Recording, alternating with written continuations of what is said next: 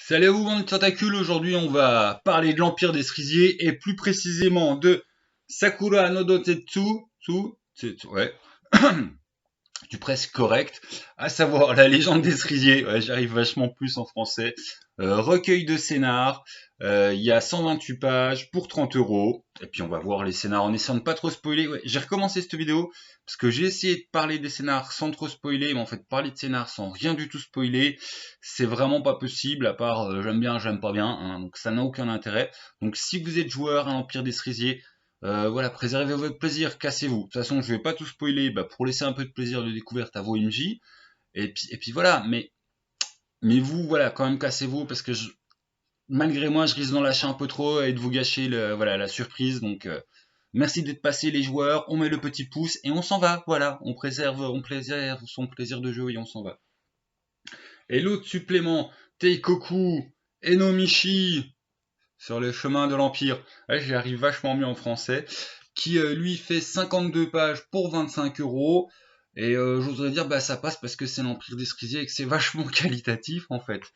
Donc voilà, je connais personne en fait qui est gueulé pour le rapport prix-page, hein, parce que bon, pour 5 euros de plus, on a plus du double.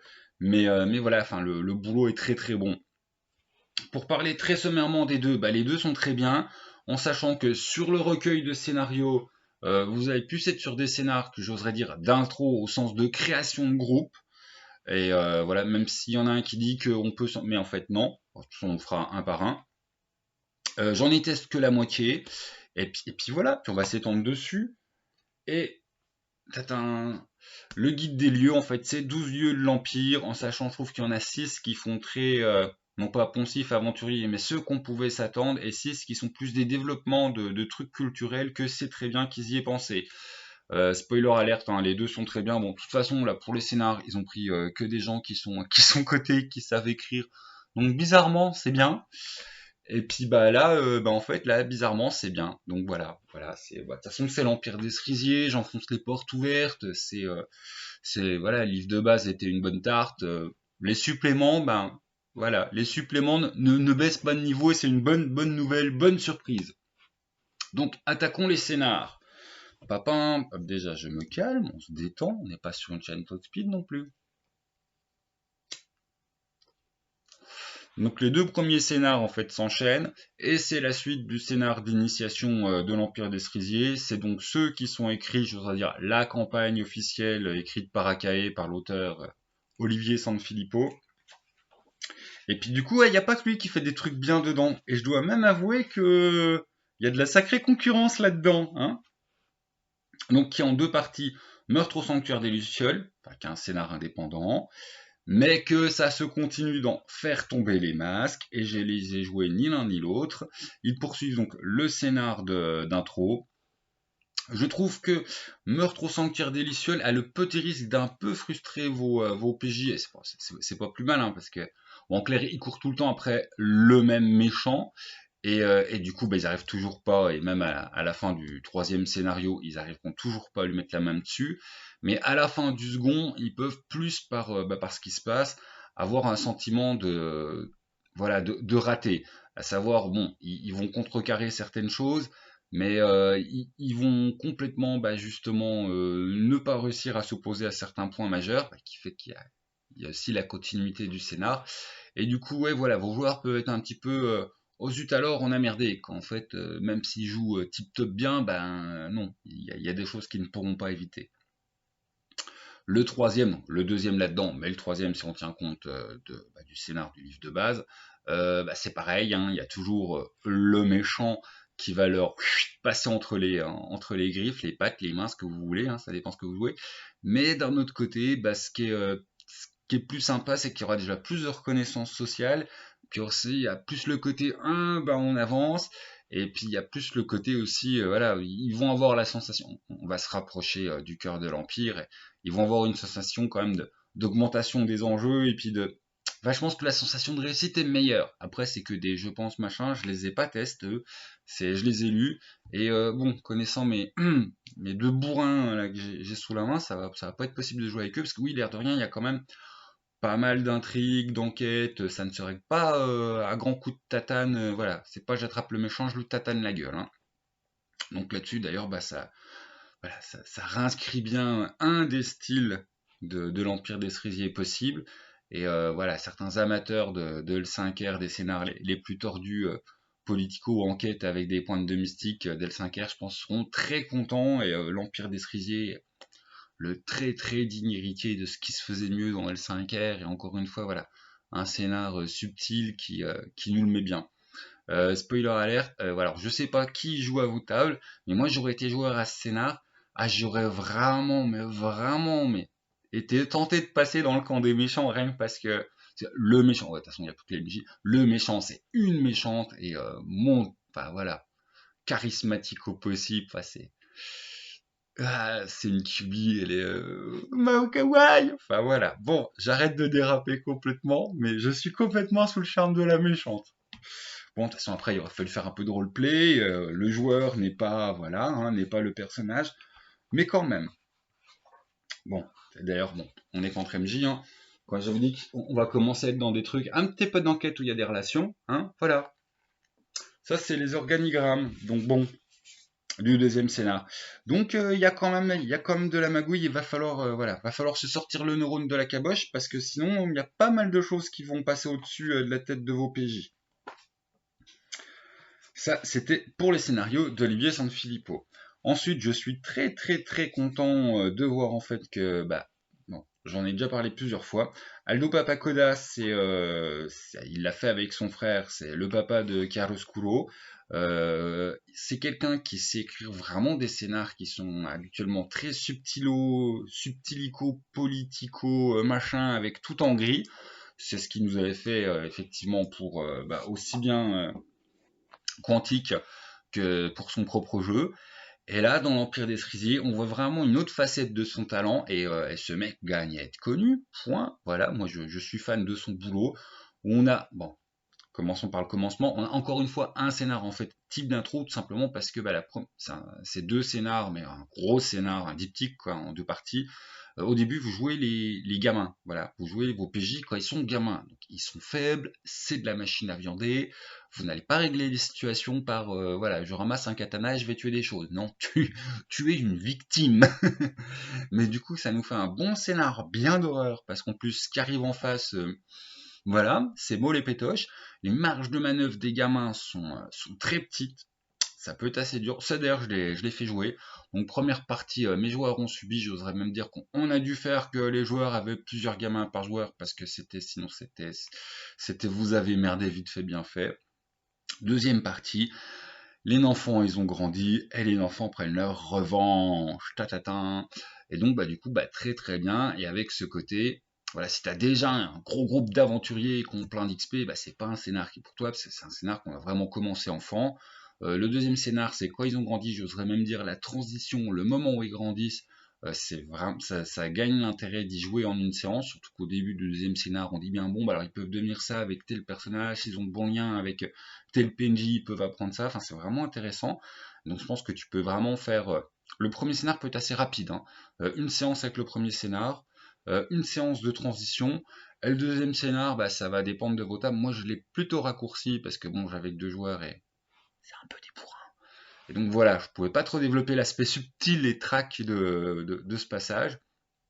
Mais du coup, bon, il y a moyen de lui allonger la sauce, surtout vu la fin, où même quand tu as clos le deuxième scénar, ben, vous vous retrouvez soit en possession, soit comme les personnages connus qui ont été proches dans Secret, qui peut être pas mal intéressant pour pas mal de monde sur l'Empire.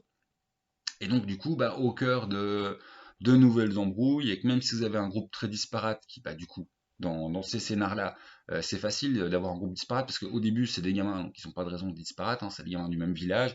Après, ils font leur vie, mais il y a un gros fil rouge qui s'appelle la vengeance, qui peut les réunir pour la deuxième partie. Et même s'ils ont des personnages très disparates, et ben, à cause du truc voilà, qui peuvent avoir, voilà, que l'adversité peut croire ils ont un fil rouge de bah, se réunir ensemble parce que voilà, ils ont un peu tous le même marqueur sur la tronche.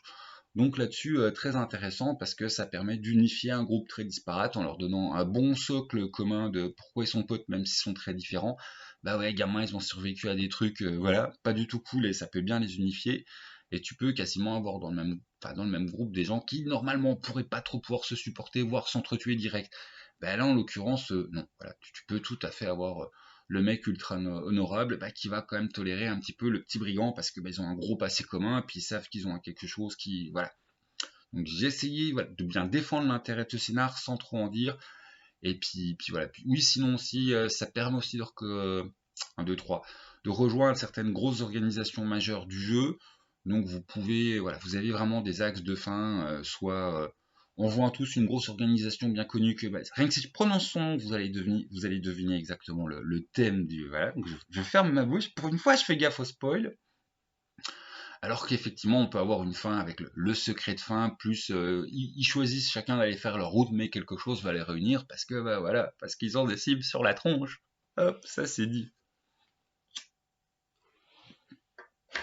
Et ouais, vraiment un grand plaisir d'avoir lu, voilà, le frère Papacoda dans autre chose que du style d'embrouille. Et je vous montre même pas les dessins tellement ça va, voilà, ça va tout dévoiler. Mais bon, forcément, hein. Oh surprise, des illustrations qu'elles sont bien, bah bon, sont les illustrations, c'est AKE, donc on va pas le dire à chaque fois, ouais. En tant qu'illustrateur, il est pas dégueulasse, le monsieur. Donc ouais, La Nuit des Enfants Vengés, la deuxième partie, hein, qui porte très bien son nom. Voilà, vengeance. Oh là là. Si moi je vais trop loin, ça sert à rien. Voilà, Aldo Papacoda. On arrive sur, non pas le troisième scénar, mais c'est le troisième auteur qui amène quelque chose de nouveau. Le Chant des Papillons. Alors, je me souviens plus bien du nom, donc avant de dire des grosses bêtises, parce que je fais tout le temps des jeux de mots malgré moi tout pourris. Voilà. Philippe Auribeau. Oui, j'allais dire la marque de bonbons à la place bêtement. Les mots techniques, mais bon. Alors Philippe Auribeau, qui est moins connu en premier plan, c'est quand même quelqu'un qui a bossé un petit peu sur le supplément années 80 de Tales from the Loop. C'est quelqu'un qui avait pas mal bossé sur l'ADC chez Sans Détour. En fait, c'est quelqu'un qui, si vous allez voir sa fiche grog, il y a de la liste. Il y a de la liste. Voilà. Donc en fait, le monsieur sait bien faire ce qu'il. Voilà, il sait bien faire. Il sait bien faire. Et ça se sent. D'ailleurs, un tout autre angle d'approche. Si donc les premiers scénars qui s'enchaînaient proposés par Akai, je parle dans tous les sens, hein, on était vraiment dans la continuité et dans le goût que lui donne à son jeu. Donc quand même pas mal d'embrouilles et d'enquêtes. Hein. Le deuxième qui a vraiment un côté horreur qui va vous péter à la gueule. Donc celui de Taldo Papacoda, qui est très bonne surprise. Là, on arrive encore sur un scénar qui fait que on peut générer tout un groupe de nouveaux PJ avec vos joueurs. C'est aussi un scénar qui va permettre d'avoir des personnages très hétéroclites parce que quelque part ils sont réunis par le destin parce que à ça sent bon la prophétie et du coup c'est de tous c'est celui qui va le plus sentir, j'oserais dire, l'épicness Medfan habituel. Voilà. C'est dans sa structure, on pourrait presque en faire un scénar Medfan classique. Moi, je mets classique avec vraiment plein de guillemets. Hein. Mais parce que, voilà, il y a du destin, il y a la main du destin qui s'agite, il y a de la rencontre de PNJ sympa. Voilà, il est très bon et il va vous permettre de bien unir vos PJ. C'est aussi celui que je trouve le plus, non pas au niveau, mais qui va vous permettre tout de suite le plus de briller. Vos PJ peuvent quand même sauver une princesse impériale. Ça va, tranquille, tranquille. Comme premier scénar, voilà. Ça brille ce côté très nous, on va être des héros. Qu'on ressent pas forcément tout le temps hein, dans l'Empire des Cerisiers. On n'est pas dans. Enfin, ouais, ça dépend comment vous jouez, mais tous les scénars montrent pas. Enfin, ouais, je trouve que c'est le scénar qui fait le plus. On va être des héros, on va marquer l'Empire. Dès le premier truc, on fait un bon coup d'éclat. Enfin, c'est. Puis d'ailleurs, ce qu'ils font dans le scénar est assez coup d'éclat. Donc, un scénar assez traditionnel par rapport à la Medfan habituelle, au sens où ouais, vos héros sont des héros. Vos héros sont marqués par le destin pour aller accomplir des grandes choses.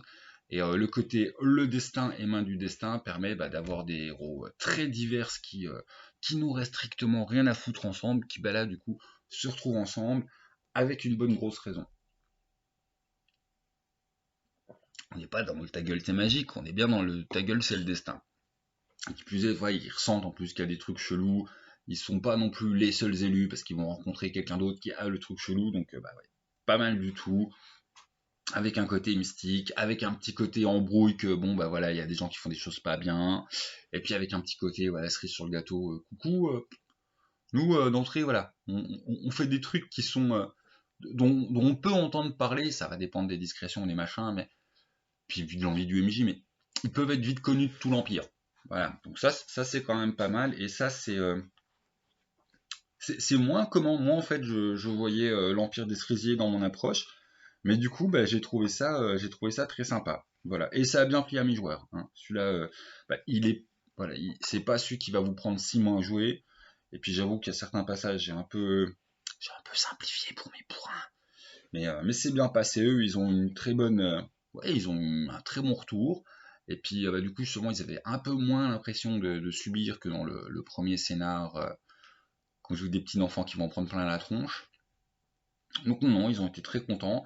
Et je trouve que c'est celui qui sent le plus l'épicness classique, voilà, de nos scénars de Medfan. Même s'il y a des trucs, voilà, très Empire des Cerisiers, je dis pas du tout qu'il n'a pas du tout sa place dans l'Empire des Cerisiers. Hein. C'est très bien, mais voilà, on a de l'épicness plus classique. Et enfin, on a Survivre. S'il y en a un que j'aurais voulu faire jouer, c'est celui-là, mais en fait, celui-là, c'est. Selon moi, j'oserais dire, c'est à la fois un scénar, les graines d'un truc pour jouer pendant 5 ans, voilà, c'est du très bon. Oh, bizarrement, alors on a Coralie qui est dedans et on a un certain Bran, genre je m'y connais un petit peu en jeu japonais, genre c'est moi qui fais Tonga, hein, genre il met du level, genre. Donc très très très bon choix d'auteur, parce qu'en fait on a un début de scénar qui va être, mais voilà, vous allez pas vous envoyer nuit 10 secondes, c'est boum, ça vous pète à la gueule, vous êtes directement dans le bain. Moi, quelque part, en fait, on a un clan qui se fait exterminer la tronche. Vos PJ sont appelés, c'est du genre non, bah là vous, personne n'y sait beaucoup. Vous embarquez ma tête, vous embarquez mon gosse. Telle mission, c'est l'emmener là-bas. Et puis, charge à vous, voilà, de vous arranger pour que le clan renaisse. Donc déjà, boum, rien que là, tu pourrais dire, ok, histoire de vengeance, machin, il y en a pour un moment. Mais effectivement, vu qu'il est bien écrit et qu'il réserve des surprises, eh ben, il y a des couches de trucs magiques, on n'est pas l'Empire des Cerisiers pour rien, qui vont se rajouter là-dessus et tout n'est pas. Enfin, il n'y a pas des mensonges directs, disons qu'il y a des choses en plus à découvrir qui fait que vos PJ ne sont pas sortis de l'auberge. Et que j'oserais dire, faudrait vraiment pas qu'ils aient le réflexe en fin de scénar du genre oh un boss, on va lui poutrer la gueule. Sinon vous avez joué pour rien. Parce que non, on poutre pas la tronche de Ska en fin de scénar. Non, non, on poutre pas. Voilà, voilà. Et puis c'est du très bon, quoi. C'est du très très bon. Et puis une fois que t'as fini, bah tu dis bah voilà. Épilogue choisir et assumer, bah je suis bien d'accord. Et je voudrais dire bah il n'y a plus qu'à assumer. Et puis la suite des événements, c'est vraiment pas là du tout pour rien. Donc Jérôme Larrey et Corelli David vous ont fait un très bon scénar qui vont vous mettre dans un cas, non pas boîte à outils, mais voilà, dans une position de fin de scénar que vos PJ vont pas dire ok on a fini le scénar, on s'en fout, on va faire autre chose. Hein. Normalement là, si vous avez bien joué le truc, vos PJ sont méga hypés à la fin, puis vous faire bah voilà, maintenant on va devenir pas des mazarins au sens négatif, mais on va prendre aussi les choses en main, on va rebâtir notre clan. Voilà, c'est censé, voilà, c'est censé donner une motivation. D'un autre côté, le challenge il n'est pas forcément évident pour ne serait-ce qu'arriver vivant à la fin. Et puis voilà, arriver à faire ce qui va leur brûler les doigts de faire. Bon, on me reproche souvent de trop spoiler les scénars, j'espère que l'AMJ vous êtes satisfait. Vous gênez pas pour les marques justement là-dessus, hein, parce que bah, j'aime beaucoup l'Empire des Cerisiers. Je me répète, mais ouais, on me dit souvent putain tu spoil trop les scénars et t'as un peu gâché le plaisir. Donc là j'ai bien fait gaffe à essayer de dire en quoi les scénars peuvent être utiles, vers quoi ils tendent, c'est quoi le gros thème général, et je n'ai rien révélé des anguilles sous roche. Voilà. Et oh là là, déjà 20 minutes quand je pensais faire ça vite. Le chemin de l'Empire, sur les chemins de l'Empire. Papapam, je prends mes pages de notes.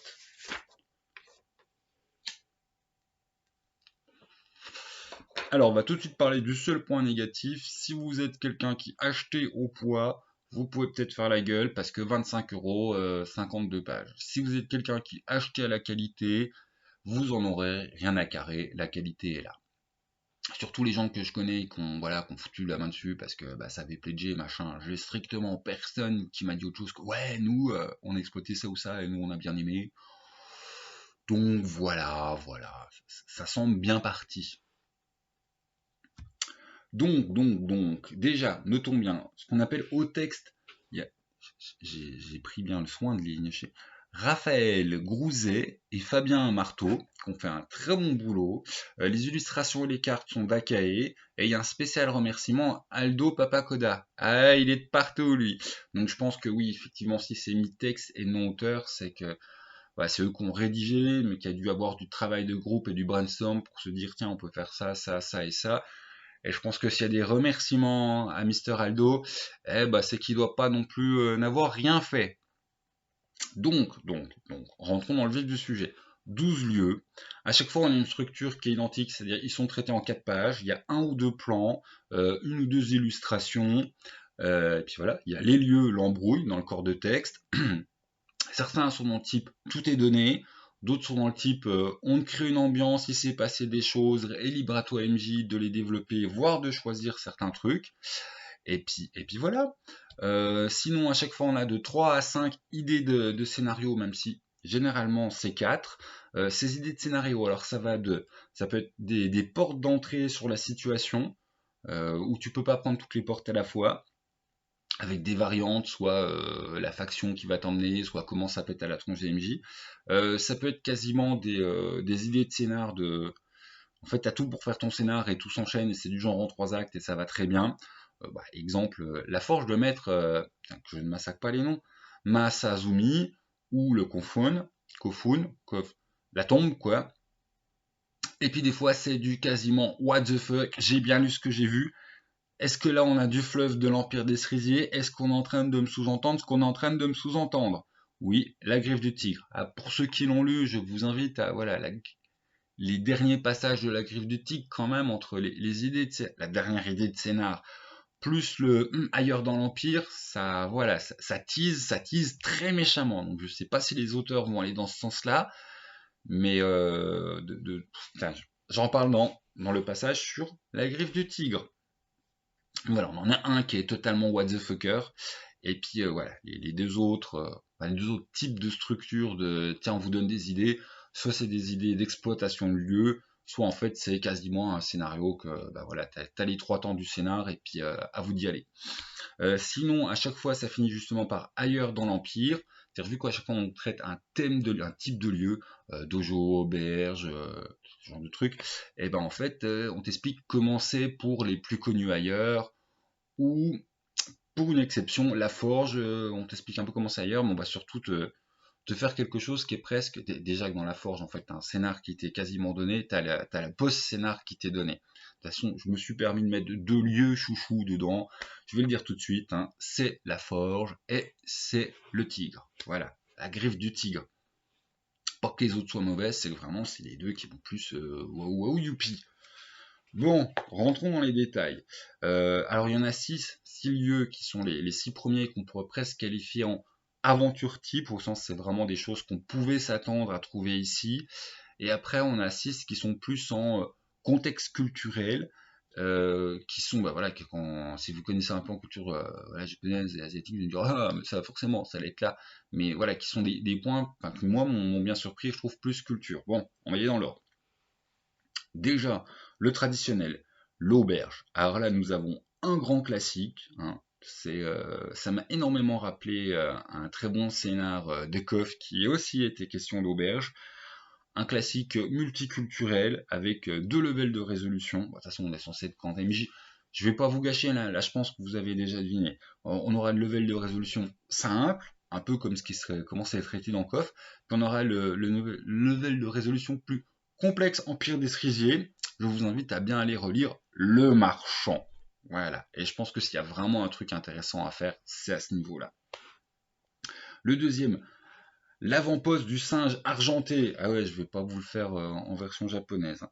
Alors là, on est au nord, avec les problèmes du nord, mais surtout, on est entre voilà, de l'histoire d'amour et de l'histoire de sabre, et on peut avoir des entrées différentes dedans. Et c'est un dé qui est le plus souche à développer par le MJ. À savoir qu'on a la situation de départ est très claire. Mais par exemple, bon, pour ceux qui ont lu, voilà, si vous l'avez pas encore lu, vous ne pourrez pas être spoilé. II, au final, il est revenu, il est mort, il a transmigré quelque part, hein, par rapport aux idées de scénario, justement, les petits bruits dans la nuit. Il y a des choses pour les MJ à refaire. Bah là, je voudrais dire, lâchez-vous, hein, n'ayez pas peur. De toute façon, vous ne foutrez pas en l'air le background officiel. Donc, on t'a laissé choisir, ami MJ, je pense vraiment très volontairement. Allez-y, allons-y, hein. Youpi. Ensuite, la brasserie de la fleur divine. Bon, c'est presque un truc qu'on aurait pu mettre dans les lieux culturels, mais vu que bon, sans trop spoiler, saké, jeu clandestin, yakuza, un incontournable, il y aura forcément, voilà, un amateur dans votre groupe de PJ qui va vouloir aller faire des jeux, picoler la tronche, faire des altercations avec les yakuza, si ce n'est pas le mégalo qui fait je vais être le chef des yakuza à la place des yakuza. Donc forcément, le tout sous une aventure honorable de producteur de saké. C'était un incontournable, ils l'ont bien traité, il est là. Ensuite, le dojo, bah, toujours de les incontournables. Et bah, alors dedans, hein, parce qu'on va pas tout vous spoiler non plus. Dans le dojo, histoire de fantôme, rivalité, secret. Bah là, c'est pareil. T'as un PJ qui a un bretteur, t'as un PJ qui aime bien les histoires de sabre.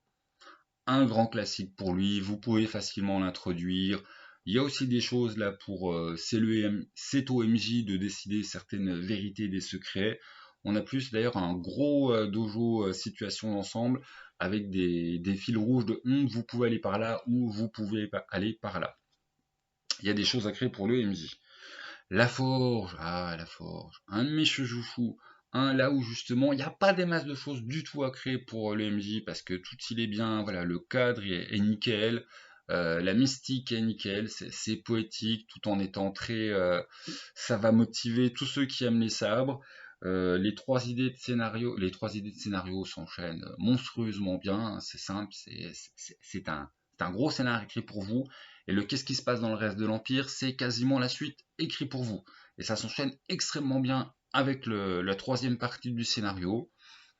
Des PNJ intéressants, des sabres intéressants, une main, voilà, une main relativement, non pas du destin, parce que là on a son nom, mais voilà, il y a moyen de lier ça à haut niveau kamique, je voudrais dire. Donc non, non, du très bon. C'est sur les 12 lieux, c'est clairement un de mes chouchous. Je le trouve extrêmement bien fini. Il est bien, voilà, il est beau, il est poétique. On est dans l'ambiance des films de sabre avec, voilà, avec un petit pincement au cœur. C'est nickel. La griffe du tigre. Bon, alors, je suis absolument pas objectif, sachant que la PNJ de la griffe du tigre, moi, c'est waouh. En plus, on est dans des histoires de bateaux pirates, sauf que bah, les pirates, c'est pas des gens, hein, c'est pas des méchants, c'est plutôt des gentils. Et que en plus, quand on commence à les voir dans le fond des idées qui sont données et dans le reste de l'Empire, what the fuck du fleuve pour le décès, du fleuve qui va dans quel sens, mais quels sont les secrets qui me semblent suggérer ici? Qu'est-ce que c'est que ce bordel? Et là, on est au niveau empereur. Voilà. Je vais même fermer ma bouche plus loin. Ce qui est teasé, je ne sais pas s'ils se sont permis un petit délire par rapport à ce lieu sur le tiens, si des MJ veulent aller dans le coin, ou si on a des sacrées infos sur ce qui va nous pendronner plus tard. Mais il y a du teasing de malade. Voilà, moi j'ai déjà au début j'étais waouh, ouais, elle est bien cette PNJ. Waouh, c'est cool comme malédiction, truc chelou, alliance avec les esprits. Et j'ai fini par putain, mais est-ce qu'ils vont oser faire ça? Vraiment, voilà, le what the fuck. Voilà, tranchons, positionnons-nous. S'il y a une page à lire de supplément, bah, si vous êtes fauché, mais qu'il y en a un qui est ouvert dans votre boutique, que vous êtes un maître de l'Empire des Cerisiers, allez lire voilà, les 4 pages sur la griffe du tigre et soyez concentrés sur la dernière idée d'aventure et sur le ailleurs dans l'Empire. Il y a du fleuve de Tizé, il y a du... vous pouvez très bien tout d'un coup ne plus jamais jouer à l'Empire des Cerisiers de la même manière. Ouais, voilà, bon, je me calme. La griffe du tigre, c'était waouh. Et c'était un peu le dernier 6e truc pour aventurier qu'on s'y attendait, même si moi je m'attendais absolument pas à la griffe du tigre et ça m'a méga hypé. Et voilà, non, maintenant on va arriver sur les 6 lieux type plus trucs culturels incontournables. On commence, c'est pas du tout une vraie répartition dans le bouquin, hein. C'est moi qui à la lecture trouvais que mais quand même il y a vachement ça, quoi. Donc on a le Kofun, en gros, hein, c'est le Kofun de l'amour brisé. C'est une tombe, il y en a, c'est plutôt rare, il y en a d'autres dans l'Empire. Ça c'est un exemple, et dedans vous avez une malédiction, une histoire d'amour, que je prononce ça correctement, Tsukumogami, un objet éveillé à la vie, qui en plus, voilà, moi je le trouve très sympa ce petit PNJ, même il va casser les pieds au PJ, c'est une évidence. Les 3 idées d'aventure s'enchaînent très très bien, mais petit bémol personnel par rapport à ceux qui vont lire, je trouve que le coup de l'éventail est très bien. Il faudrait juste faire que voilà, le fantôme de l'éventail ne sache pas où est le Kofun. Sinon, tu as envie de te dire oui, mais alors normalement, il doit y avoir des tas de squelettes ici et des tas de squelettes de l'autre côté de la porte. Si à chaque fois il y va, hein. Donc du coup, je pense plus voilà, une âme en peine complètement perdue, alors que la madame, elle sait où elle doit aller. D'ailleurs, c'est la seule chose que j'ai à redire sur absolument tous des 2 suppléments. Bon, et puis c'est tout. Et puis quoi dire de plus? Ah bah rien, si, on a quand même en fait en spécial bonus, en plus d'avoir un scénar qui est livré sur un plateau, hein, parce que là, voilà, t'as tous les tenants, les aboutissants, la malédiction, qui fait quoi, comment lever le truc, les marges de manœuvre de vos PJ, tout il est donné, voilà, c'est un scénar, 4 de scénar en 4 pages, et puis joue pour plusieurs séances si tu le veux. Il y a moyen de le jouer en grosse séance. En 8 heures, ça doit être bouclable. Si vous avez des PJ malins et que tout comme vous pouvez voilà, l'étendre sur 2-3 séances, voire plus avec les histoires de brigands. Voilà. Par contre, en temps de jeu, il faudra que ça tienne sur 3 jours de la narration. Parce que sinon, petit problème. Ensuite, oui, si quand même, bonus. Voilà. Comment ça se passe dans le reste de l'Empire, en fait, on a le petit passage sur oui, il y a des Kofun voilà, qui ont des trésors, il y a des Kofun qui doivent contenir des objets merveilleux, et qu'il y a des aventuriers qui risquent d'avoir envie de se déshonorer pour aller chercher, si ce n'est la gloire, en tout cas la fortune et la puissance, aller explorer des Kofun. Et là, on a un Kofun qui est du type petit, mais on a un Kofun qui est du type, voilà, pas du tout de la haute noblesse. Tu te dis, un Kofun qui a été fait par un empereur, il y a belle lurette, surtout celui qu'on nous indique, pour des gens qui ont été héroïques au niveau de l'Empire. Voilà, là, il n'y a pas un petit couloir et une petite salle. Là. On est presque sur du donjon. Ensuite, la ferme Bip, je sens sur le titre, sinon rien que le titre va trop voilà, on va trop vous spoiler. Je voudrais dire, est-ce que vous en connaissez, vous, des suppléments pour du Medfan qui prennent le temps de vous présenter des paysans et de les rendre attachants et de les rendre. C'est le lieu merveilleux. C'est vraiment pour donner l'amour du peuple à vos PJ, pour très très bonne idée d'avoir fait ça. En plus, dans le comment c'est mis, dans les choses qui se trament positivement dessous, dans le fait que ça soit les humains, les vrais saligots dans cette histoire. Enfin, c'est intéressant. Il y a moyen de faire ça comme une halte pleine de joie, de merveille et d'amour sur vos petits PJ pour leur redonner confiance en l'humanité, certaines autres choses. Tout comme vous pouvez faire ça pour un gros piège à con à zut mes PJ, ou comme le voilà, comme le propose une des idées d'aventure. Mes PJ ont été des gros boulets et ils ont mis voilà, le bazar à un endroit qui sentait bon la paix, l'amour et l'harmonie. À vous de voir, moi j'ai trouvé voilà, le lieu très beau. Et surtout qu'on a son pendant juste après avec la Machia, elle sort des grosses maisons de bois de centre-ville, où là on est pareil toujours plus dans le quotidien, hein, parce que bon, voilà, c'est une histoire d'un fleuriste, machin, il a une baraque, il y a un gamin qui voit des choses, et là je commence un peu trop à en dire, parce que si la ferme, on était dans ce que l'Empire peut vous proposer de merveilleux, là on est dans ce qu'il peut vous proposer d'horrible. Et à vous de développer. Le plus dur, je voudrais dire, si la ferme, il y a le côté vos PJ se baladent, ils tombent dessus, puis c'est cool, on loge un coup chez l'habitant et puis on découvre un endroit vraiment sympa et c'est très bien. Autant là, ça peut être un peu plus dur de faire rentrer vos PJ parce que bon, ils font pas le tour de toutes les baraques du coin et puis surtout que là, c'est une baraque occupée, enfin, ils ont strictement aucune raison d'aller traîner. De notre côté, on a des accroches qui vous proposent justement des bonnes petites raisons d'aller traîner. Mais voilà, un des moins simples à exploiter, alors qu'une fois que tu as lu, puis que tu vois le potentiel du truc, tu dis, qu'est-ce que j'ai envie de les foutre là-dedans, voire, je voudrais dire, qu'est-ce que j'ai envie de faire des PJ spéciaux du quartier pour jouer des gens normaux confrontés à, voilà, à ce qui est en train de monter, les problèmes qu'il va avoir. Je voudrais dire, ça c'est vraiment celui où tu dis, non, en fait, vos PJ, vous les laissez de côté, on va faire une partie en une ou deux séances où je vous propose voilà, 5-6 pré-tirés, vous prenez ce qui vous intéresse, et on va jouer des gens lambda dans un petit quartier lambda. Sauf qu'effectivement, hein, rien n'est lambda.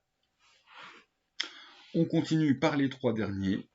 La maison, voilà, la maison du thé, la maison de thé, avec avec une madame qui tient ça très intéressante, des petites idées d'exploitation pour se mettre en lien avec elle, ou des gens qui font n'importe quoi avec son thé. C'est plutôt sympa, c'est plutôt bienvenu, et quand on sait de toute façon l'importance du rituel du thé voilà, au Japon, je voudrais dire, c'était un incontournable, ils ont fait quelque chose, très bien, je n'ai strictement rien à redire, et on a même un petit côté, voilà, quelques petites révélations par rapport à la place de certains esprits de manière très socialisée dans l'Empire, et c'est voilà, c'est bien intéressant.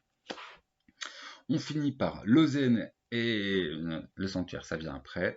Et ben les Ozen, là, forcément, on aime ça. J'avais presque envie de dire c'était mon troisième chouchou, mais en fait celui-là, il est vraiment, parce que moi j'aime bien les Ozen, il est vraiment quelque part comment vous allez réussir à l'exploiter. On a une bonne situation de base, et après, bah, on a un clin d'œil à Ranma 1,5.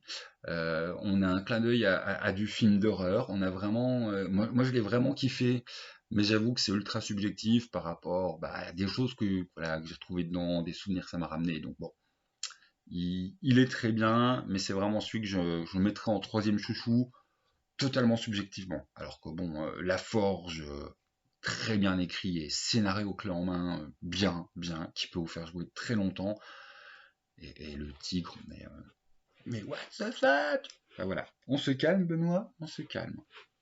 Donc Lausanne est très sympa, avec d'ailleurs des PNJ bien accrochants, avec un truc tout comme ouais, on passait par là, on voulait se reposer un coup et hop, on embarquait dans des histoires, voire je veux dire la deuxième idée, hop, on embarquait bien malgré nous dans un truc papa.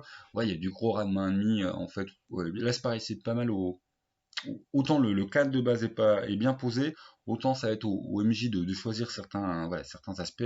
Et là, par exemple, c'est voilà, un de tes personnages, est-ce qu'il croit qu'il a changé de sexe, ou est-ce qu'il a vraiment changé de sexe, ou est-ce que la reine Mani, tu vas mettre des conditions de changement de sexe, à vous de voir. On a aussi bon voilà du fantôme montant, alors que normalement les Ozen c'est un petit peu des lieux sacrés où il n'est pas censé avoir ça, enfin potentiellement pas mal de choses à faire. Et on finit, je voudrais dire, par un grand classique, par un incontournable, c'est très bien qu'il clôt la visite des lieux culturels, les sanctuaires. Voilà, si vous êtes déjà allé au Japon, bah, des sanctuaires, il y en a dans tous les sens. C'est ultra marqué dans leur culture, ça ne pouvait qu'être présent et un petit peu développé quand même, et c'est très bien que ça soit développé dans ce supplément. On a un sanctuaire, mais attention, pas de n'importe qui, du Kami sans visage, pas sans genre 99, 100, 101, non, sans genre privatif. Voilà, avec l'histoire, avec des choses un petit peu à choisir à développer pour le MJ, et puis avec des intros pour aller mettre votre bazar là-dedans, à savoir qu'on a aussi bien la bêtise humaine que la bêtise religieuse, que oups, on apprend une vérité et maintenant qu'est-ce qu'on va en faire? Et puis c'est du tout bon. Voilà, 12 lieux totalement exploitables, totalement intéressants. Donc pour résumer, si ça vous dérange pas de reprendre des personnages, j'en sais non pas, enfin, l'expression à niveau 1, de recréer des persos, là on a en fait plein de scénars qui vont vous permettre d'emmener vos persos sur le devant de la scène, de leur faire vivre leur première aventure, en sachant que le dernier, on dit quand même oui, mais enfin comment dire, le dernier peut être possible en fait par des personnages déjà expérimentés, que vous avez déjà fait jouer des aventures, mais vu que c'est vraiment très très lié à une famille, il va falloir en fait lier vos personnages à cette famille. Donc en gros, hein, vous avez fait toutes les aventures jusqu'à maintenant, vous allez en jouer 4-5 pour bien les lier à la famille, puis vu à quel point on te donne de la responsabilité dans ce scénario, vous avez intérêt, enfin voilà, qu'ils aient une vraie raison d'être aussi proches, puis après oui, vous y allez dessus. Et tous les autres, c'est quand même pas mal soit tu suis les persos du livre de base, hein, vu que c'est la continuité, soit il faut créer des persos pour cela. Donc t'as les scénarios tout faits, tout bien développés, que voilà, je les trouve un peu quand même scénar pour, non pas débutants, mais pour personnages débutants. Et puis là, c'est pour, ouh là là, mais moi j'ai déjà un groupe d'aventuriers qui a fait des tas de trucs, et puis ce que je veux, c'est des idées en plus et des lieux en plus pour créer tout à ma sauce, et je me débatouille, parce que je suis un MJ très autonome et indépendant, et de toute façon j'ai déjà ma campagne en tête.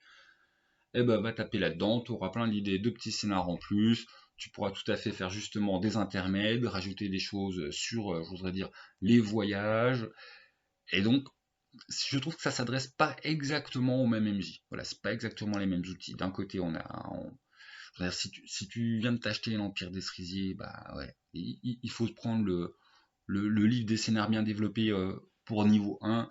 Tu dis que si, bon, ça fait un an que tu joues à l'Empire des Cerisiers, t'es déjà parti dans tous les sens, t'as déjà ta campagne en tête, bon, t'auras envie de lire les scénars officiels, mais bon, t'as déjà ta campagne en tête et t'auras pas le temps de les jouer avant 2 ans.